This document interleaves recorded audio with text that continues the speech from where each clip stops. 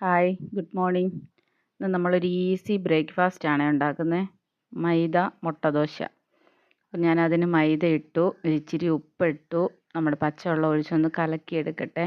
എന്നിട്ട് 2 മുട്ടയും കൂടെ പൊട്ടിച്ചൊഴിച്ച് അതും ഒന്ന് കലക്കി, ഒരിച്ചിരി സവാള അരിഞ്ഞതും ഒരിച്ചിരി പച്ചമുളകും കൂടി ഇടുന്നുണ്ട് ഞാൻ. അപ്പം നമുക്ക് മൈദ മുട്ട ദോശ പെട്ടെന്ന് ഉണ്ടാക്കാം. അപ്പം ഇന്ന് ഞാൻ രാവിലെ കഞ്ഞിയാണ് യഥാർത്ഥത്തിൽ വെച്ചത്. രാവിലെ എല്ലാവരും കഞ്ഞി കുടിക്കട്ടെന്ന് ഓർത്ത്. അപ്പോൾ പിള്ളേർക്ക് കഞ്ഞി വേണ്ട, അനിയൻ്റെ മോനും ഒക്കെ ഉണ്ട്.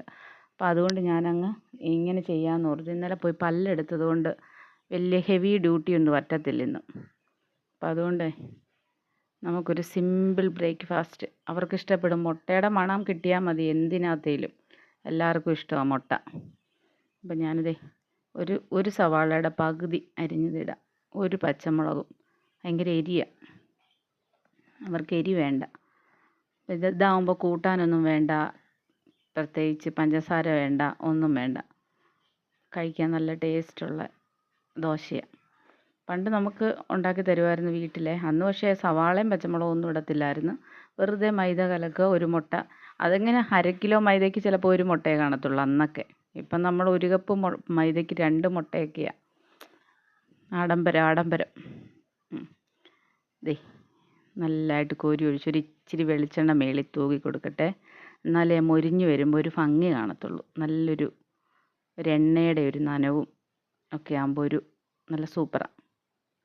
അപ്പം ഞാൻ ഇച്ചിരി വെളിച്ചെണ്ണ പുറത്തും കൂടെ ഒന്ന് തൂത്ത് കൊടുത്ത് തിരിച്ചും മറിച്ചും മൊരിച്ചിട്ട് എടുക്കാം.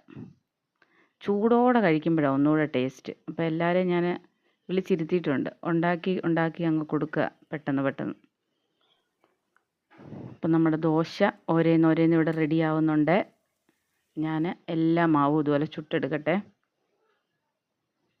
കണ്ട ഒരു മുട്ടയൊക്കെ പൊരിച്ച് വെച്ചേക്കുന്ന ഒരിതുണ്ട്. അപ്പം നമ്മൾ ദോശയെല്ലാം ഉണ്ടാക്കി വെച്ചു. അപ്പം ഞാനിനി എല്ലാവർക്കും കഴിക്കാൻ കൊടുക്കട്ടെ. അപ്പം നമ്മുടെ വീഡിയോ എല്ലാവരും കാണണം, ലൈക്ക് ചെയ്യണം, സബ്സ്ക്രൈബ് ചെയ്യണം. നമ്മൾ പുതിയൊരു വീഡിയോ ആയിട്ട് നാളെയോ മറ്റന്നാളിലോ വരുന്നതായിരിക്കും. എൻ്റെ പല്ല് സ്റ്റിച്ച് എടുക്കാതെ ഇനി വലിയ ഹെവി ഡ്യൂട്ടി ഒന്നും പറ്റത്തില്ല.